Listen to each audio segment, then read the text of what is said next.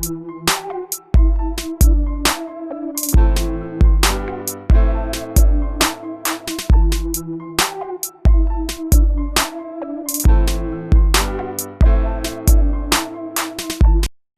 Pro Jan Media TV yonna gy'osinziira nagamba nze newayo okubanga nkutuusaako amawulire agenda maaso mu ggwanga, amawulire ga social media, amawulire g'abaserebu bo n'amawulire agafa mu nsi ya coronavirus. Yes, olunaku olwaleero story gye tukuleetedde ya mwana mulenzi ne mwana muwala abamanyiddwa nga Chosen Blood ne Winnie Nwagi.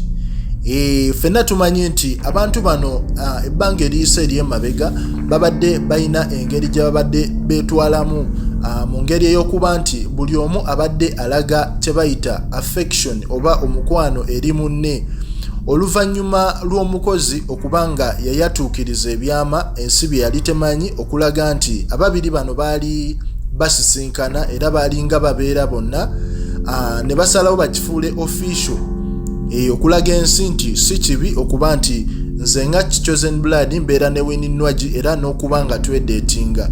Era olunaku olw'eggulo Chosen Blood yavuddeyo ku interview emu n'akakasa abantu ab'enjawulo nti Winnie olwambuziza ku Winnie Nwagi n'abagamba yadde tuli mu bifo eby'enjawulo naye Winnie Nwagi ali bulungi nnyo era ali bulungi nnyo ddala olw'ensonga nti emisana twekubirako kasimu era ekiro ne tuba nga tukola ku zi video call ne tusobola okuba nga twerabako. Era n'akakasa abantu nti Winnie Nwagi gyali alabika bulungi nnyo buli lukya ayongera kunyirira.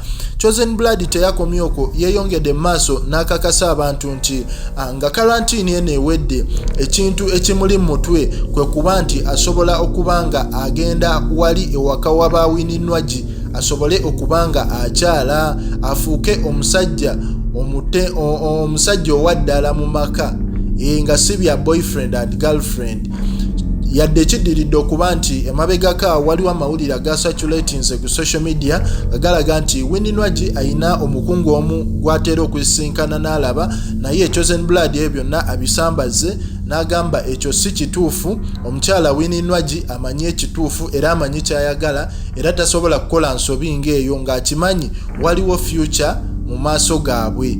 Omukulu Chosen Blood watyo akakasizza neffe ku Pro Media TV tujja kuba tukutuusaako buli ekigenda maaso mu nsi y'abaana ababiri okubanga maaso awo bategeeka okuba nti Chosen Blood ategeeka okuba nti akyalako ewaba Winnie Nwagi. Tewali buzibu, ffe tujja kuba tugakutuusaako. Likinga, commentinga, subscribinga.